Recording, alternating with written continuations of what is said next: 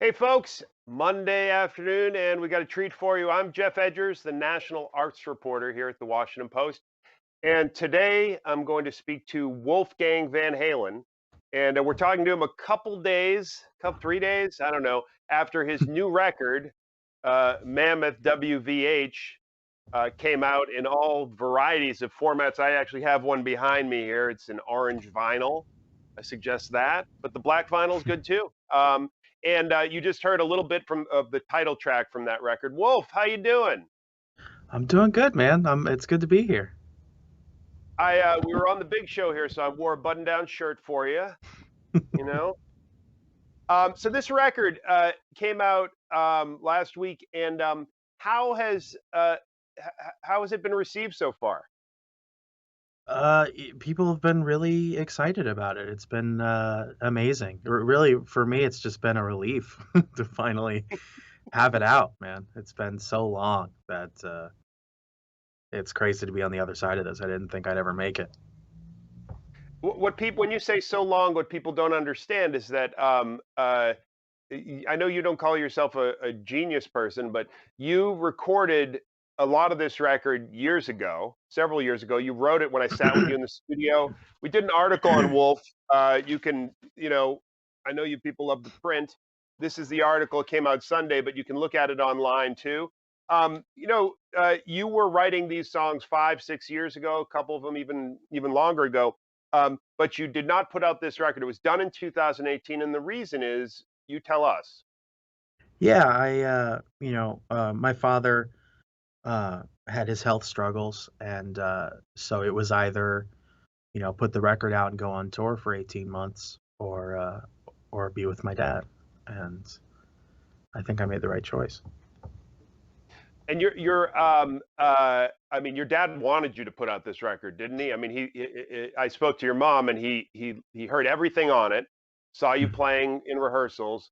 He wanted Mammoth WVH to come out. Yeah, he was very, very happy about it. He would always say it was his favorite album of all time. It's just proud dad talk, but still, I know he meant it. What I think is notable, there's a lot that's notable, and I actually first contacted you a few months ago before I'd even heard a note. You had teased notes, but they were often only half a second long on the internet to mock us. But I loved your personality online because you seem to get it, how to the line between sarcasm and mockery and humor and all that stuff. Um, Even when my followers don't get it. they don't get it. They don't get it, right? Not always. But the thing that I was really moved by is you seem to be. I know you say you're not a balanced individual, but you grew up with your father, Eddie Van Halen, arguably the greatest guitarist of our time, and your mother, Valerie Bertinelli, who's a famous and accomplished actress and personality in her own right. And that would seem to make you a prime candidate to be just a train wreck, right? And I have been, just so impressed by your way of behaving. Can you explain that at all? Is there? I know it's a weird thing to ask you, but how did you grow up not being that train wreck? uh, I don't know. I think maybe like emotionally, I can be a bit of a train wreck. I'm overly self-aware, and I'm very, very hard on myself. I'm a very anxious person. I'm a very socially awkward person. Uh, but I mean, in terms of how I grew up, I think my mom just really grounded me. It didn't feel like a very glamorous childhood. It just felt normal. It was so normal that when you were 16, you um, went on tour with Van Halen, and that's when I first saw you. You became the bassist for Van Halen, and I saw you in the uh, TD Garden, and I looked and I said, "How is that guy?" I remember being 16. I could barely go to a concert on my own. How is that guy on stage like that? So explain to me what your mother or your father, or I know your Uncle Pat has been very central. What did they do when you were on stage in front of tens of thousands of people? Some who loved you, some who were like, "Where's the other guy?" And you were playing these Van Halen songs. Yeah, my mom had a hard time with it. Mm. There was extra security on that tour for sure to kind of make sure I was okay. Everybody was watching me. Um, but yeah, I think in terms of doing the job, my dad and my uncle and I had rehearsed so much that it was just in our bones. We started playing together just for fun, and a couple months into it is when it really felt like there was something there. And that's when I called Dave's manager, and the rest is history. Now, for people who've never heard of Van Halen, I'm just going to bring this up. So there's a guy named Dave. He was their first singer, David Lee Roth, and he had left the band in the '80s, and so they tried to reunite and hadn't worked out. But here's Wolfgang Van Halen, who's 15 or 16, whatever age it was when you called him, calling up and saying, "Hey, Dave, come back!" And suddenly that tour gets going again, which is pretty remarkable. What gave you the confidence to call Dave? I don't know. It just felt like the most neutral way to go about it. We all agreed. It's not like I went rogue and called him myself. It was like I think I should call him. And we all agreed that would be the most fun thing to do. And I mean, I think it worked, considering the 3 tours that happened. I would say it did work. You had 3 tours and you had another studio album with David Lee Roth. Um, Tell me something. You didn't necessarily want. It's not that you tried to stop me from putting this in the article, but you said, maybe don't put that in because it makes me look like a jerk." But you did not play bass until you started rehearsing for that tour, correct? Uh, Specifically, not until we had started playing for fun. So I guess kinda, but it just was never really on my mind. And then when Dad and Al were just jamming, and I picked up the bass, it was just a fun thing to do. After school, I'd come by and we would jam, and I made a playlist of a bunch of songs, and I just taught myself, a little list, and we just went through songs. And it wasn't until rigorous rehearsals and we'd been doing it for months that I felt really comfortable uh, playing everything, and that's when it started to get serious. But your dad, I mean, obviously your dad loved you and your uncle Alex loves you, but these guys are not going to let some kid who's not that great play bass in their little band Van Halen, right? I mean, No, I mean you they wouldn't they wouldn't have let me be there if they didn't believe I could do it. Contrary to what many other people may believe, I know there's still a large dedicated base of people that believe I didn't even play anything on that first tour, and it was just being piped in, which I guess is a really big compliment when you think about it.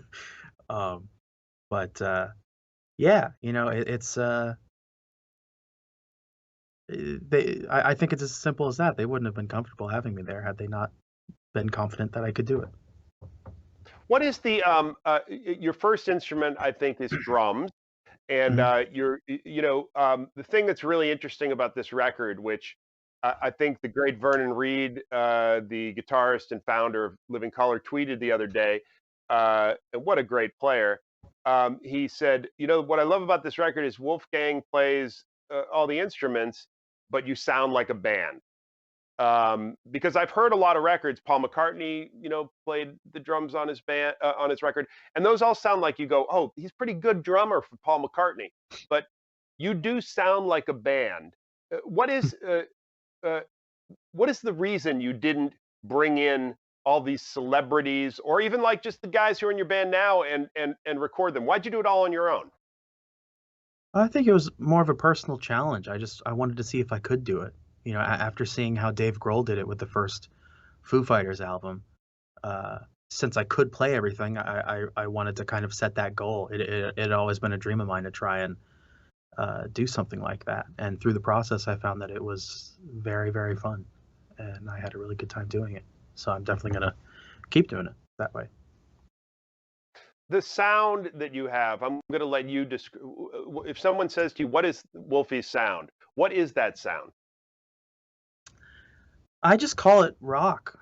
It's a rock band. I think in this day and age, everyone really tries their darndest to you pull from what you know.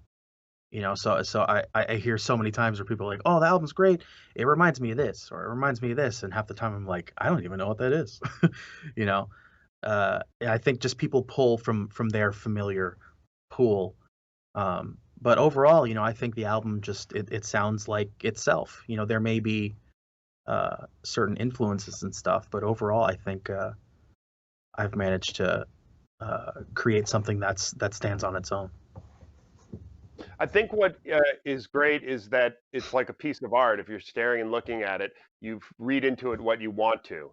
And I know over and over again. I said I was listening to the song "Don't Back Down." I said, "Oh, you must love T-Rex. I love the beat. It's totally like glam." And you're like, "Meh, it's all right. Jimmy Eat World is more my thing."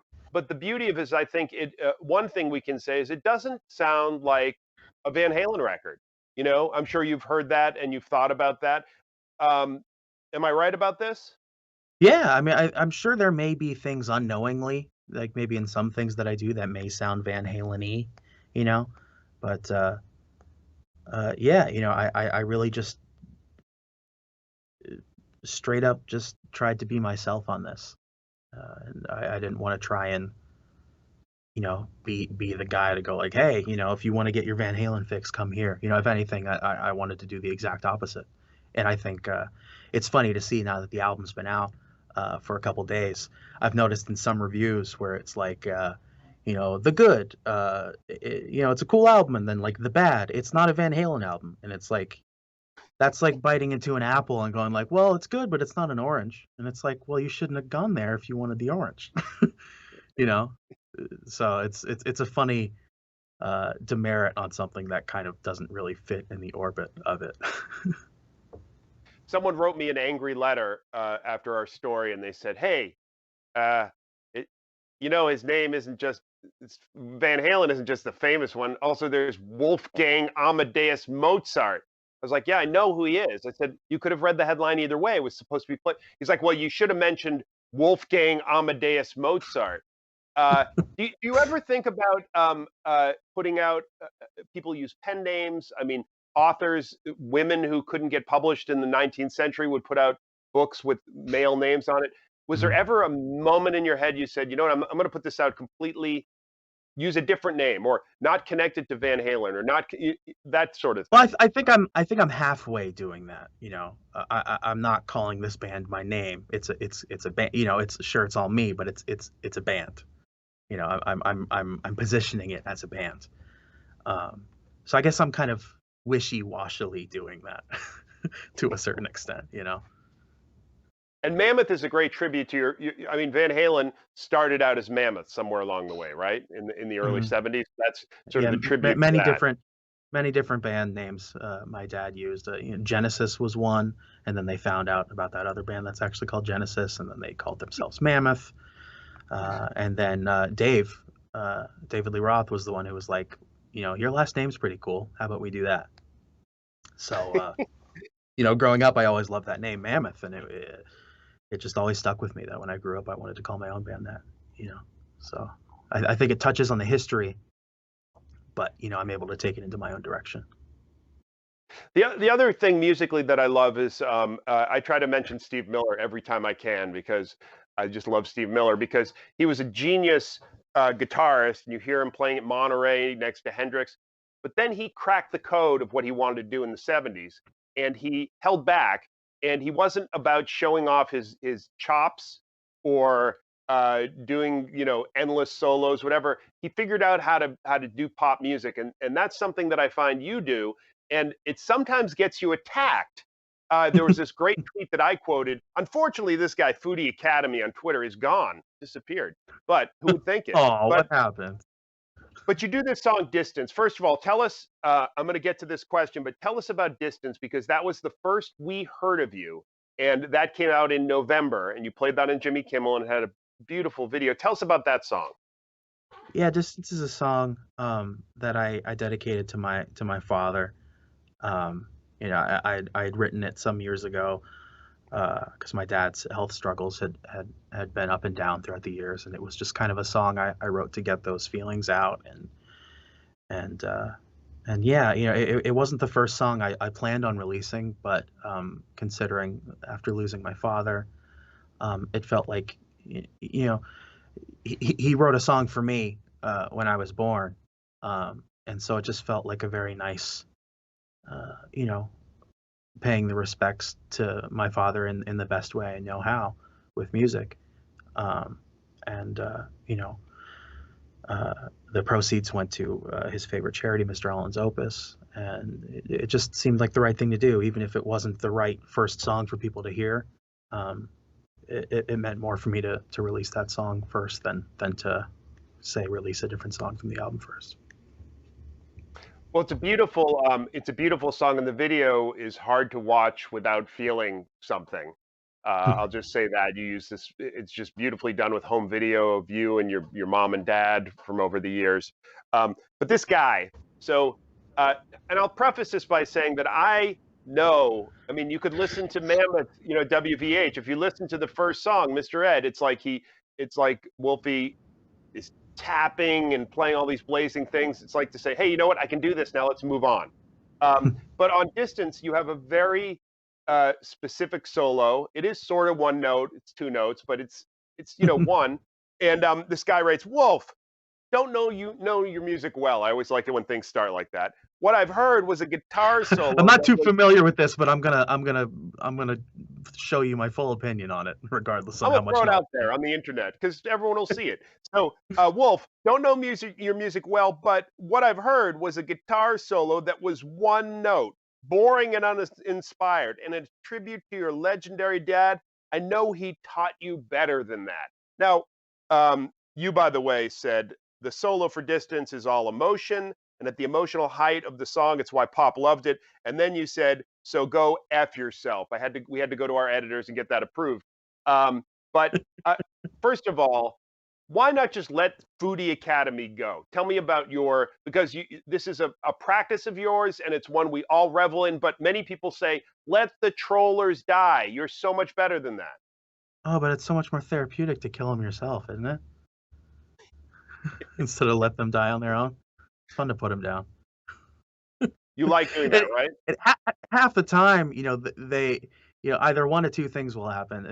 They'll either double down and be even worse, or they'll immediately apologize because they get a fraction of what they just dealt to you and they don't know how to deal with it. There's been plenty of times where I've gotten something on Instagram or something and I'll pin it at the top of the comment section, and then, you know, like moths to a flame, other commenters just do to them what they did to me, and they can't handle it. And it's like, you can't dish it out if you can't take it, man. So I just throw it right back at them, and I don't know. It's a fun way I've found to deal with it, with humor, and it's almost like a puzzle, you know. And so many people are always like, oh, if you ignore it, it'll go away, and that's not true in the slightest. Yeah, I think most people who say that aren't in the position or haven't experienced uh, that sort of stuff. So I found my fun way of dealing with it, and I'm gonna keep doing it. I don't know if you noticed this, but I got attacked on your thread the other day. Did you see that? I did not. What happened? Someone wrote every single article about Wolf Van Halen is about him making statements about his dad. So and then you Because I get said, asked questions about my dad. yeah, so you said it's almost like people keep asking me questions and then I keep answering them. So I responded to you. I said, what really pisses me off is when he talks about his mom. And thought that was good. And so the next comment on that was, why he is Valerie's son as much as he is Eddie's. Don't understand the hate. I was like, And not you don't work, right? understand the sarcasm. Your uncle stepped in and stopped it, which was very unfortunate because I wanted to see how far it would go. Um, Tell me something. You tour with Van Halen when you're a kid, and this summer you're going to be playing with your band. You're going to be opening for Guns N' Roses. Um, Yeah, crazy.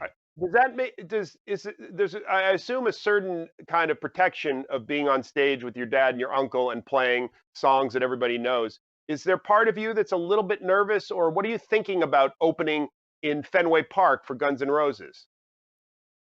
All of me is nervous, not a part of me. It's a ridiculous amount of Yeah, just little things just in my head. Like we'll be driving around and I'll be like in my head going like, wow, what if I forget lyrics or something? Or like it's just like little things like that. And it's just more things to worry about. So yeah, I'm very excited to rehearse for the next 4.5 weeks with the guys, so I can just nail it into my bones and get ready for it because I need to practice. And let's make it very clear. I mean, we said this in the article, but your dad had a very good answer for this.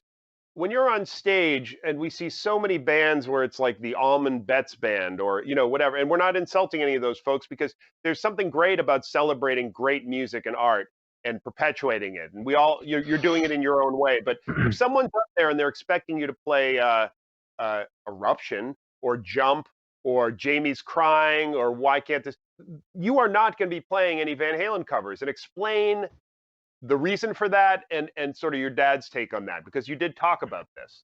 Well, yeah, just I'm not my dad, so I'm not gonna. I want to be myself, and I know the next thing the bitter people will say is like, well, Van Halen did covers, and it's like that's great, but I'm not gonna.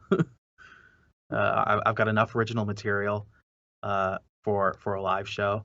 The album's just about an hour, so anything from a half hour to a 45-minute to an hour-long set, I've got the material. And I've got extra songs to play too if we need to go over or something. You never know. So I just, when I go see a band, I want to see their material. I don't want to see them do a cover. Maybe I'm different. I don't know, but that's what I plan on doing with my band. Yeah, I think I want to hear them play their songs, and then if I like the band, which I like yours, I want to hear the songs they haven't released yet. And you have what? How many songs do you have that if they said to you, you got to go back and put out another album in 6 weeks like the Beatles did in 1964? How ready are you? How much do you have in the can there? I think I've got 6 or 7 songs that are just about ready to go. They do need a little bit of work, and I want to work on them. But the ideas are there, and then I've got a handful of other early ideas. So if you put me in the studio for a couple weeks, I could get that second album for you really quick. Boy, you just aren't impressed by this, though, right? No, it's nothing. What do you mean? I mean, we can't do what you can do. We can't go and play all the instruments and sound like a band and sound good and have something that you put in the car when you drive around and go, damn, that sounds awesome. We can't Well, I don't do know. that. You Give me understand? some time. Give me some time, man. Maybe I lucked out with this first one, and the second one will just be god awful. We'll just have to find out. Hey, there's a viewer question. Can I ask you a viewer question? Sure. Comes in from Jason Urban from Texas. There we go. Any formative albums you took as inspiration on Mammoth WVH?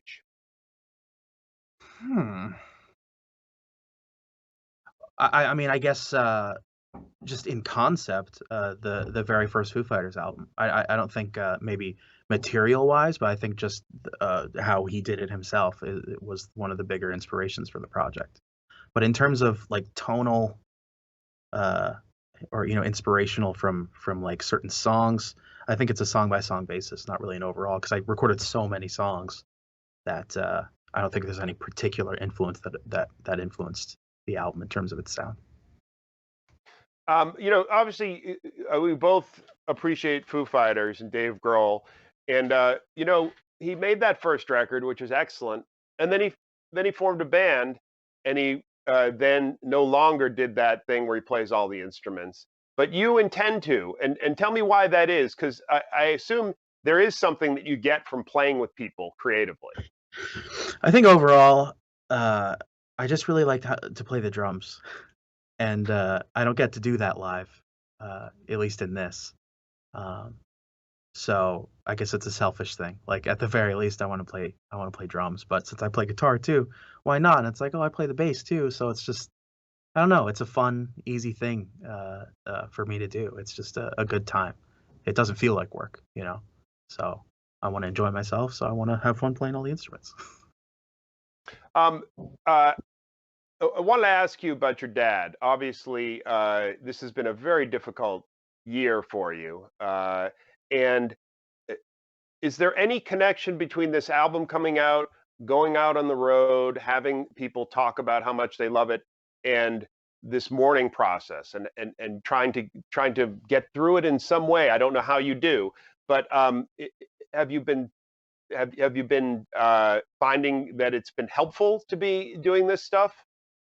Yeah, just work in general is a great distraction, and having the distraction surround something that's creatively my own and something I can fully stand behind that I'm proud of, that I knew my dad loved and was proud of, uh, makes the process a bit more comforting, I guess. And especially to see how people are reacting, that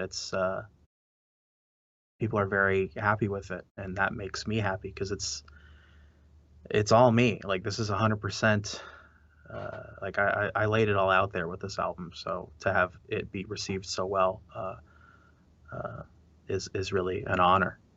I mean, I say received so well, but I mean that's just the stuff I'm being tagged in on social media. Maybe outside of my little social media bubble, it's being panned. I don't know, but the direct the people going out of their way to hit me up on socials seem to really enjoy it, and that's really nice. That's a great bonus to this whole process because I didn't do this album for anyone. I did it for me, and so uh, to see it resonate with people and to have other people enjoy something that I enjoyed making it's a nice process. Well, you made it for us, really. I decided it's great. It's a great record. I've got it over here, and I suggest, I don't know, like some of the record geeks don't like colored vinyl, but this is pretty cool, It's right? A cool. little orange. Yeah, I love the orange. Um, and look, we're really glad that you made this record, and I think everybody's looking forward to seeing you and your band play live. You're not going to play all the instruments at the same time live, right? No, No, I'm not. I'm gonna stick to the guitar and sing. because that would be exhausting. Um, Yes. so uh, we're just so grateful that you came here to see us today, and we're going to be listening to it on all the different formats: 78, 8-track, tape, LP. But look, Wolfgang, all the best of luck to you, and I hope we'll next time we'll talk will be album two. I mean, maybe before that, but I hope we'll have you back on here for album two, Hey man, because just people give me a want to call. I'll hear be it. here. It's a All pleasure, right, man. very good.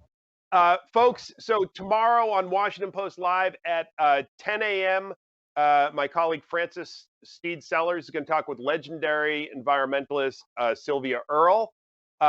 We're so glad you came and listened to us today and get this album, listen to it. It's a good album for the car. And I'm Geoff Edgers from the Washington Post, and happy Monday.